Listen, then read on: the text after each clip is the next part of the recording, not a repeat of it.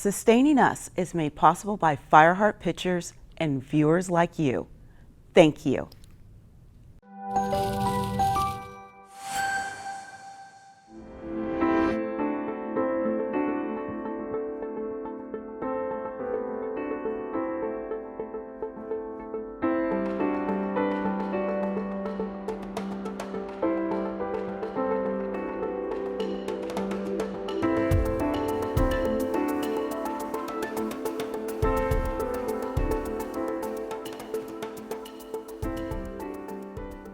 Hello and thanks for joining us for Sustaining Us here on KLCS PBS. I'm David Nazar. As the Biden administration and many U.S. officials and other world leaders continue their quest to phase out oil and gas, right or wrong, depending upon who you talk to, obviously, the search for the best clean energy replacement is being studied and researched and argued. So what are some of the renewable options these days to achieve a carbon neutral, zero emissions future? There are technologies, for example, like solar, wind, even hydrogen, all of which we've talked about here on this program. Well, what about nuclear energy as a clean energy option? The problem is when you talk about nuclear, there are a lot of critics here in the U.S. and throughout the world. Over 40 years ago, 3 Mile Island nuclear generating station in Pennsylvania was the site of the most serious nuclear accident in our nation's history. That, coupled with other nuclear incidents over the years, including the shutdown of the iconic San Onofre nuclear generating station in Southern California this past decade due to safety issues, well, that's cause for concern. And yet, with all that said, many argue nuclear is still a safe and a viable, even an essential energy source.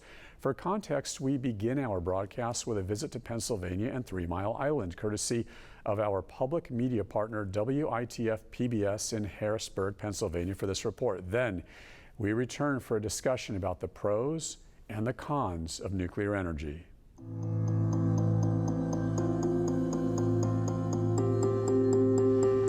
Mounting concerns about climate change are driving a new push to keep nuclear reactors open. The plants are the largest source of carbon-free electricity in the U.S., far outpacing renewable sources. Across the country, about a third of existing nuclear plants are either unprofitable or scheduled to close. Nuclear advocates are now pitching their carbon-free electricity as a solution to global warming, but critics don't think they should be classified as clean energy.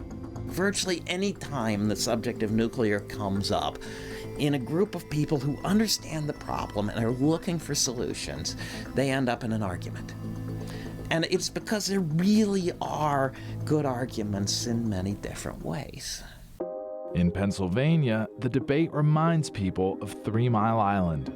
40 years ago, it was the site of the most serious nuclear accident in U.S. history and sparked a backlash against the industry that halted its growth for decades. On March 28, 1979, the plant's Unit 2 reactor near Harrisburg partially melted down. Fearing for their safety, an estimated 80,000 people fled the region. I took our marriage certificate and I took our children's birth certificates. I was concerned that if in the confusion things really got bad, that I could prove those were my children and that we could at least be together. Joyce Karate was a young mother of 4 running a daycare out of her home a few miles from the plant. My strongest memory is pulling out of this driveway and wondering if I would ever come back. Public officials, even the governor, didn't seem to know what was going on. We're getting conflicting reports too. What we're trying to do is give you our best estimate of what the accurate facts are. After about a week, many people, including Karate, returned home. The plant eventually reopened, minus the one damaged reactor. That legacy left it hobbled. It means 3 Mile Island can't produce as much electricity as other facilities. Most have 2 working reactors. There is only a single unit now at TMI, so it's one of these single unit plants that's having a hard time competing in the market. 3 Mile Island's Unit 1 reactor, which is owned by Exelon, closed this fall, 15 years before its operating license was to expire. Longtime anti-nuclear activist Eric Epstein sees the renewed attention on nuclear power as just a new marketing ploy for a failed technology. I think a lot of environmentalists are making Faustian bargains and signing up to bail out nuclear without understanding that it's really going to do little to nothing to combat climate change. The time it takes to get a new nuclear power plant up and running, presuming you have the resources, is 10, 15 years. We don't have that kind of time. We've got to deal with climate change now. In recent years, states including New York, Illinois, New Jersey, Ohio, and Connecticut have given billions of dollars to prop up their nuclear plants, recognizing them as a source of carbon-free power. I want people to know that nuclear technology is safe, the tremendous contribution it makes to combating climate change because it emits no carbon, the tremendous economic role that it plays in the state and in the community. The nuclear industry has faced economic headwinds from the rapid growth of natural gas plants and renewable sources like wind and solar. It's meant some plants have become less competitive in the market. And that's true certainly for some nuclear power plants as well. Certainly not all nuclear power plants, but certainly some. Nuclear energy advocates have been pushing Pennsylvania to look to the ways other states have recently moved to prop up their own unprofitable plants. But legislation to reclassify nuclear plants as clean energy stalled in Pennsylvania earlier this year. State Senator Ryan Aument, a sponsor of one of the nuclear subsidy bills, says it was hard to talk about the issue without people remembering the past. When you mention 3 Mile and when you talk about nuclear energy, their mind immediately flashes back to the events of the spring of 1979. And without a doubt, that's been a real hurdle to overcome in terms of being able to educate folks on the benefits of the nuclear energy industry and, frankly, a tremendous record of safety that the industry has had over its existence in the United States. For people who lived through the accident, like Joyce Karate, its legacy still looms large. Nuclear power is an entity that if you run it 100% of the time, 100% perfect, we're okay. But nobody does anything 100% of the time, 100% perfect. Her most vivid memory is evacuating, leaving behind her home and wondering if her life would ever be the same. I find that really 40 years down the road, I'm still sitting on top of a plant that has all the waste, a plant that cannot sell its electricity, and there's still no real answers. To this day, she avoids driving by the plant's cooling towers. It's kind of like living with a giant in your neighborhood. You know it's there. You know it could cause you problems, but you live in an uneasy compromise. Thank you, WITF, PBS in Pennsylvania, for that report. And joining me now to discuss this further is Matt Crozat. Matt is the Executive Director of Strategy and Policy Development for NEI. NEI is a nuclear energy institute in Washington, D.C. Prior to NEI, Matt was with the Department of Energy during the Bush and Obama administrations, helping to develop the next generation of nuclear technologies. Now with NEI, Matt works to advance public policies that support the generation of nuclear power plants. Also joining the panel is David Colgan. David is with the Institute of the Environment and Sustainability at UCLA. David teaches science communications and works with scientists, researchers, and faculty as they study various environmental issues. He's also an environmental author, most recently of his book, The Green Bundle, Pairing the Market with the Planet. Thank you both for being here. Thank you for having me. Matt, let's begin with you. What is NEI? Tell me all about your organization. So NEI is the trade association for the nuclear industry. Our members are companies that own and operate nuclear plants. They service the plants to make sure they're running well, design the next generation technologies, and even go through universities. We have colleges that are members as well. And NEI allows the industry to speak as one voice on policy matters and public communications and with the regulator as well. So we try to be a one-stop shop for the entire nuclear industry to communicate more broadly.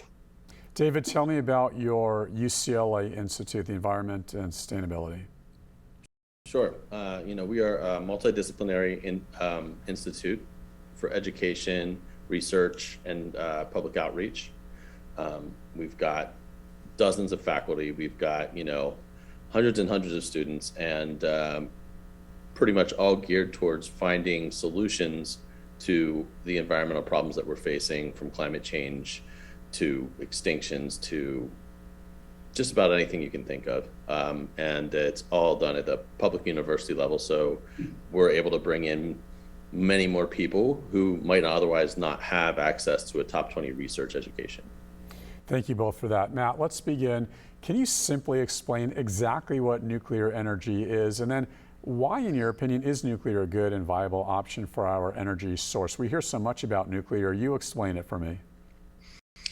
Sure. Well, let me begin by making sure we're clear on how we make electricity in the first place. So for almost all forms of electricity that we rely on, what we have is a machine that spins a turbine that connects to a generator, and that spinning action produces electricity. You can think of a windmill as a pretty obvious example. The wind blows the turbine, creates a spinning mass for the generator, and that creates electricity.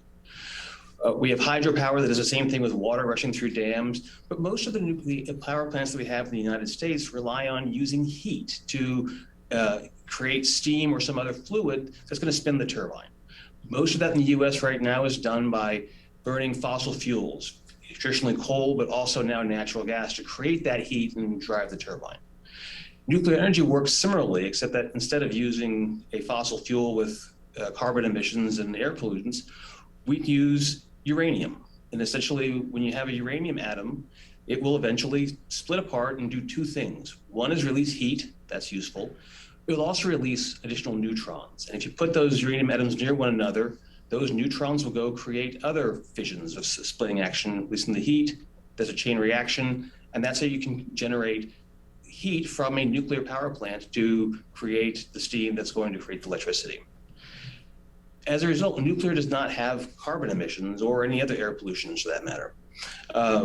It runs 24 hours a day, 7 days a week, which as a carbon-free energy source, that's really valuable because we have wind and solar, and we're going to add a lot more of those when we should. But one of the challenges that we have is making sure that we have electricity all hours of the day, all places on the grid. And nuclear helps to balance that by operating at times of day when you might not have these variable resources as widely available. David, Matt makes a good case. Why is nuclear energy so concerning to you? There's a great number of reasons it's concerning to me as part of a mix to make us more carbon, carbon free in our energy production. I think first and foremost is the risk, right? The risk that it poses. We've seen, most dramatically and recently in the Ukraine, where we had, nuclear reactors at risk due to conflict, which we expect to rise with climate change, which is already sort of happening. So that's one example of something very recent where we were concerned, right? And certainly the local populations and people throughout Europe were concerned. We also had the Fukushima event in 2011. And, if any country has reason to be concerned about nuclear fallout, right, it would be Japan. And, despite all their efforts, despite their technology, they still weren't able to account for Mother Nature. And that wasn't even a climate-driven incident in that case. We are expecting things like dramatic floods. We're expecting more heat, bigger storms. We're expecting a lot of changes due to climate change that are going to put places that were normally safe, that we've planned for to be pretty safe, in great risk. Now, to answer some of David's criticism, obviously he's not the first to have that criticism. There are many others, but I want to, you to defend nuclear because we just want to understand more about it, obviously. Oh, I understand that entirely. So the thing to understand with the modern nuclear plants is that they are hardened and designed to handle a range of threats. So for example, even things like having a 747 crash into your power plant in the United States, you have to be able to demonstrate that you can withstand that kind of a massive impact.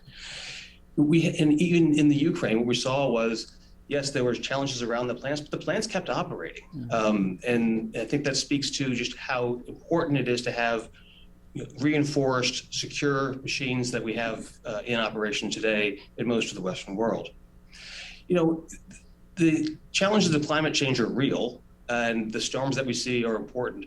But when we look at places like the Gulf Coast, where we have seen significant storms, I have family from South Louisiana and in Southeast Texas. We have nuclear power plants there that are the first power plants available to respond after a storm because they, again, are hardened for these kinds of disasters.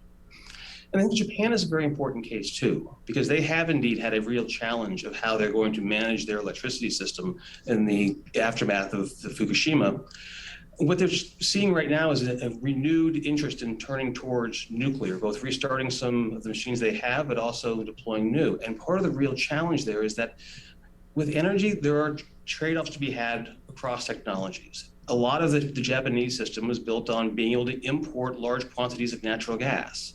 That sounded like a really appealing option 5 years ago, but in light of what we've seen with the disruption in the energy markets, and especially cutting off natural gas from Russia, it's now not nearly as defensible as a long-term strategy. And so the point that I want to make is, as we think about this transition, I don't think there's a single technology that is the answer for everybody. But we have a challenge in our hands, the scale of transition that we're looking at, the need to be completely carbon-free by mid-century. It's going to entail us to bring all of our options forward as fast as we can, and nuclear is part of that option set. David, correct me if I'm wrong. We're going to get back to what Matt was saying in a moment. I just want to jump to a bit of a different issue here and then get back to what Matt was saying. I had read somewhere you were concerned about nuclear not being cost effective, and then I'll explain. Matt, I believe during a phone conversation I had with Matt, had said nuclear is an economic boon. You know, there's a lot of job creation and empowering of local communities. I want to hear from Matt in just a moment, but why are you concerned with the financials of it, Dave? And then we'll get to Matt. Sure. I mean, you know, to varying extents, every energy industry is going to generate some jobs, right? You know, and that's no different with a nuclear power plant versus, you know, a gas power plant or versus, you know, wind farm or solar farms. However, nuclear energy itself is more costly than all the other renewables by far, as well as the fossil fuel examples. And that's not even including sort of the other costs that are very rarely calculated into nuclear, which is the cost of disaster. Fukushima cost over $500 billion, right, for the Japanese government. You know, these are the other external costs, the cost of storage, storing fuel, which we really haven't fully figured out yet. They're still storing it at the actual power plants. So nobody wants that in their backyard. Nobody wants these power plants in their backyard. And I grew up with one in my backyard, so, you know, I feel very, very strongly about that. And yet, Matt, you did tell me it is somewhat of an economic boom. Talk more about that so we get your take on the costs of all of this. Sure. And Dave is right that all power projects have jobs associated with them.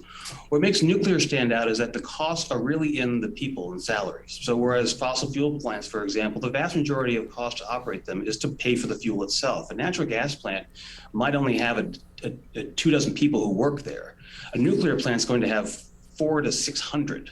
And these are full-time jobs. We've seen how, from recent analyses, nuclear jobs are the highest paid jobs in the energy sector for electricity production by a lot, because these are specialists who have real knowledge that come with their skill set.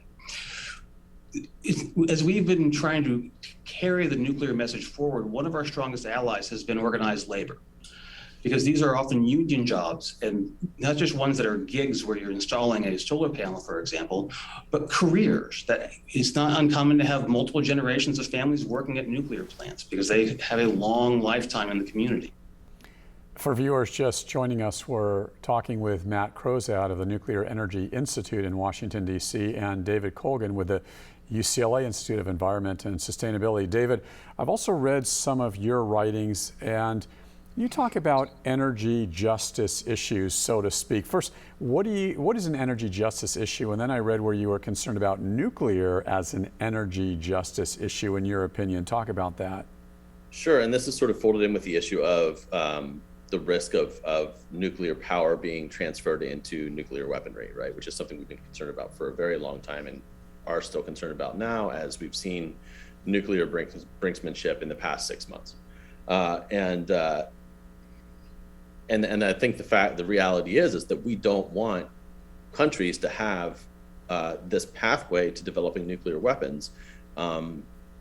So there are going to be a lot of people left out, a lot of countries left out. Most of the world will be left out if we rely on this as a major solution to global climate change, right? Like this is not that, because we're not going to, as a matter of sort of geostrategic concerns and security concerns allow a lot of new countries into this fold. And the countries that will get left out are the ones that are already exploited, the ones that already produce the least emissions. They're the ones that already bear the most damages from climate change and its outcomes. So what we end up is exacerbating even further a really nasty global inequality that's going to have winners and losers. And we're talking about winners and losers in the sense of life and death in many cases. Dave, I am going to get back to climate change in a moment. I have a tough question, a challenging question for you. But Matt, I did read, I believe somewhere where you were talking about, I guess I want to say it's this low carbon future technology, so to speak. In other words, how nuclear plays into all of this with other technologies. Can you be detailed and explain what I was reading, if I have that correct?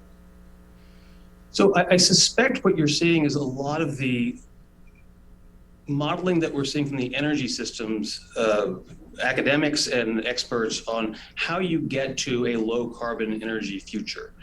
And in particular, what they're trying to understand is, as I create this transition where I rely less on coal, less on natural gas, and more on low carbon sources like nuclear, like wind, like solar, how do I ensure that I maintain a reliable electricity system? In particular, there's a challenge in ensuring that when at the hottest days of the summer, when electricity is being used the most, or in the Northeast in the depth of winter, how do I have enough carbon-free electricity to meet those moments? And what these analyses have been consistently showing is that having what they call a firm carbon-free source like nuclear energy is really important to ensure that you can have that reliable system. As we make more of our economy reliant upon electricity for our cars, for our industry, this reliability becomes even more important as we have more electricity to supply. We've also seen this too in the companies themselves who are on the hook to actually make this transition. The utilities that are making carbon-free commitments at mid-century are looking again at, well, how are they going to actually do this in a way that allows them to maintain a reliable system? And that's where we've seen nuclear have a renewed appreciation in that it challenges that future. Not the only technology, but it is a promising one, and one that we're seeing a lot of interest from the utilities and how to bring that in as part of their long-term planning. Thank you for that, David. Now, I told you I was going to get back to climate change. You and your fellow scientists say, I'm not going to say you claim climate change is such a massive existential threat. I make no judgment on this one way or the other. I just ask the tough questions. If that is the case, in defense of Matt, what the heck is wrong with nuclear being part of the mix if climate change is this existential threat, as you say?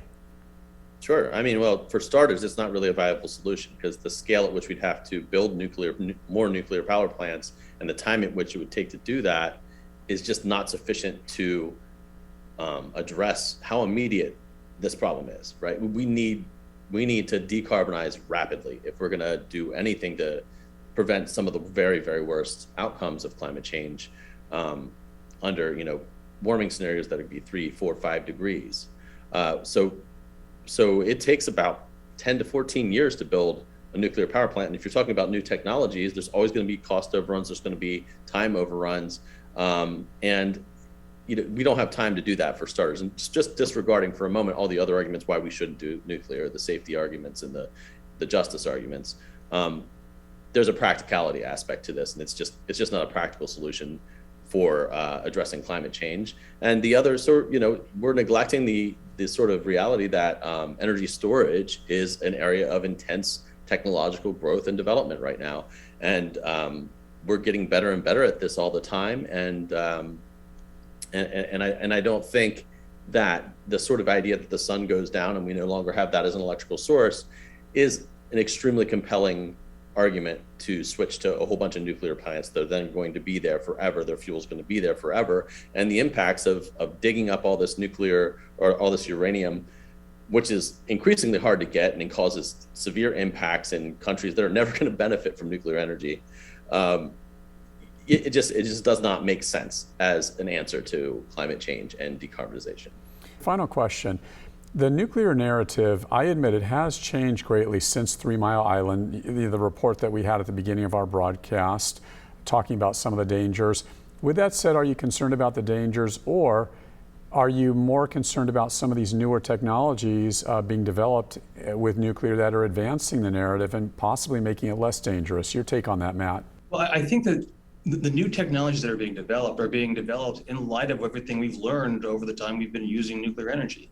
So, for example, you're going to see designs that are smaller, that are faster to build, that rely more on factory fabrication, less on complex backup systems. To also have fuel cycles that have more possibilities for how we use the uranium and how we can even think about approaching how we use fuel. All of them have safety that's been informed by 50 years of experience with this technology, and also the regulation that we've built around it. And so what we're seeing is a new generation that's coming to the marketplace that is built to respond to the challenges going forward. I mean, David mentioned energy storage. I think that it's an excellent example.